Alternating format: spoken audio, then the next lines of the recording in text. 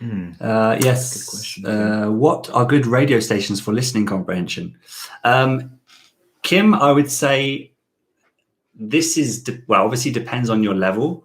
You should always pick something that is a level above what you're completely comfortable with now, because you should always be trying to challenge yourself. The radio station RFI, they do a report every day for 10 minutes called Journal en français facile. You can Google that, RFI, Journal en français facile, and they do like a 10-minute report every day of the world news. So it's something you should be familiar with because you follow the news generally in English. So that will help you to pick out stuff and stay in the context and getting more than you would from a completely random source of news. But other than that, I would just say there isn't really a specific radio channel or TV show or YouTube channel. It's if you have the right approach to using it as a learning resource, you can make anything into a learning resource. You just got to know how to approach it. So, open your ears and say to yourself, okay, right now, I'm not just going to have this on in the background. I'm going to focus on this and listen out for specific things. Maybe you're trying to focus on getting the gist. Maybe you're trying to improve the small things and trying to understand more of the grammar that they use. So you try and chime in on specific parts of what they're saying. Have a target for what you're doing when you start each exercise, and do that enough, not just once, but repeatedly, and you'll see results. Whatever you are listening to, I think it's important if you have the ability to rewind and go back. So when you miss something and didn't understand it perfectly, you can go back 30 seconds or 1 minute and listen to it again. That repetition really helps it to settle in. There's a podcast that I sometimes listen to, especially in the beginning. I was listening to it, and it's news in slow French. So similar to what Alex recommended. It's just a podcast that, again, launches news every day. And I mean, it's really slowly spoken French, really helpful for beginners to understand the dialogue of news. Yeah. And was that just audio? Yeah. Yeah, just audio. Yeah. I heard of that. And another thing is YouTube. I don't know when they activated it, but basically now on YouTube, you can change the speed of the video. I might be really slow to that, but you can change the speed of the video. And I found if you put something that's sort of native level or just a bit clearer than native everyday conversation level, if you put the speed at 0.75, it still sounds quite natural, so it's not uncomfortable, but you get far more. So if you're not ready to get everything from native level, or you do a run through at native level first, regular speed, and then you want to go and pick up bits that you missed, slow it down to 0.75. And I found that kind of really, really useful for picking out specific things on YouTube. If you put it down to 0.5, it sounds really painful. Oh, yeah, I imagine. Well, Kim, you've got quite a few answers as well from the comments. Andy also recommended Français Facile, and Jamie's recommending Nova for their interviews. Light and topics are very varied, so you pick up different vocab and come across different accents. So cool. Thanks for the that's fantastic. Guys. And I like there's a discussion going on between John and Oliver. Mm-hmm. Oliver and John about the Malvalette, and he knew the name of his grandma. That's awesome. That's fantastic. What's the? Do you know the? Because you're from Detroit, and so is that? I may have asked you before, but that is a French. I mean, Detroit, but that was originally settled by French. Yeah, was it? Yeah, yeah. When the French came over to help during the New World and so on, Detroit was one of the cities founded by the French. Yeah, that's awesome. So, is there any like patois or like weird like French language still spoken there by like some small communities, like there is in like Louisiana? Yeah, not quite. Not that I know of. But now when I go back, I notice some names that I'm like, oh, that's a French name, and oh, that's a French name that I had no idea before I came here. Yeah, so that's kind of cool. Yeah, that is really cool. It's impressive that it traveled so far, but the French were were very much colonialists as well, like the British. Right. So what should we do now? So we've had one question from Instagram. I know there's questions coming in here. GD Tetra, that's a cool username. Nice to meet you. Thank you for being here. When learning French, I can't help but translate the word from French to English to know the meaning. Do you do this as well, or do you begin to associate the word directly to the meaning after a while? So it's a bit of both. I mean, there's a lot of expert language learners out there who would recommend that you don't learn from English from the beginning, so you don't develop that bad habit. And I say bad habit like that because in the long run, if you are translating, and I know this now from my extensive time with French, and it's been quite painful, and I know that it could have been faster if in the beginning I had learned not to rely on English, because I think I would have improved sooner. But because I developed that habit and it became a crutch, everything was translating, and I wanted to find a connection with English behind everything in French.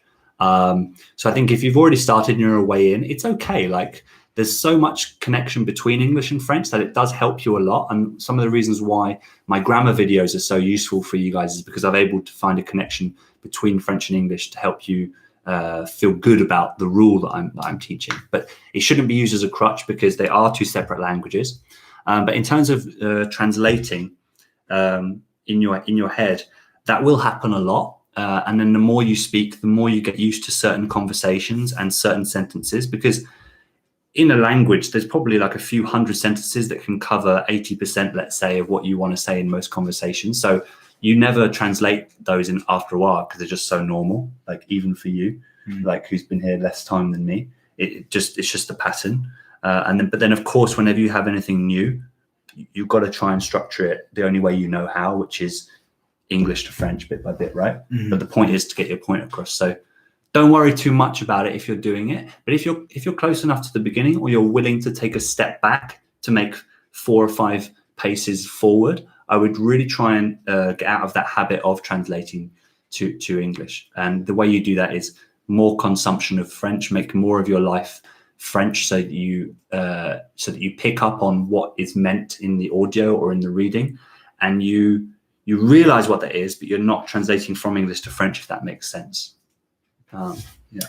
I think when I'm learning, I have to have a translation into English for my comprehension, to allow something to stick in my head. Because if I hear a word and I don't understand it, it's really not going to stay. So I have the original translation so I can understand what that actually means in my native tongue. But the trick is to not use it as you would use it in English. Use it as it's supposed to be used in French. Otherwise, you're going to have the wrong conjugation. You're going to use it incorrectly, and you're going to sound like an English speaker trying to speak French when you don't want that. You want to speak like a French person. And that's why I think some of these experts, as Alex mentioned, say not to do a direct translation, French to English and so forth. But I think it's necessary in the beginning to understand what you're actually going to be speaking, but then to do so with the French way. Yeah, for sure. Yeah, that's some golden advice right there. And Kyle has learned that from being on the ground in France, which is it's a perspective I'm very happy to be able to share with you guys here, because it's great to have. It's great to keep in mind that people learn, or everyone learns differently, and everyone's got a different story, and so they can all bring really valuable advice and experience to the table. So yeah, that's a really great benefit of having you here.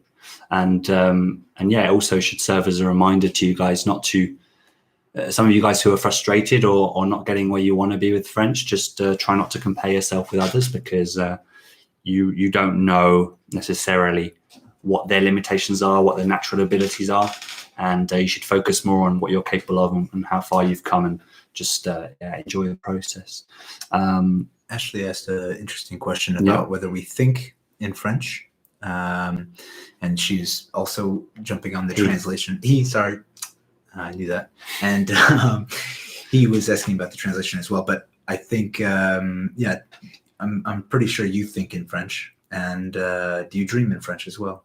I don't remember my dreams. I'm always jealous of people who say they do. If I speak in them, I don't remember. I honestly think I probably still dream mostly in English. I was always jealous of people who said after like 6 months they like had this click and then they were dreaming in French. I was waiting for it, and it didn't happen for me. You? Yeah, occasionally I have dreams where I'm speaking French. I don't know whether I'm speaking better than I do in real life or not. I just like wake up and I'm like still in like a French mindset. It's like kind of weird.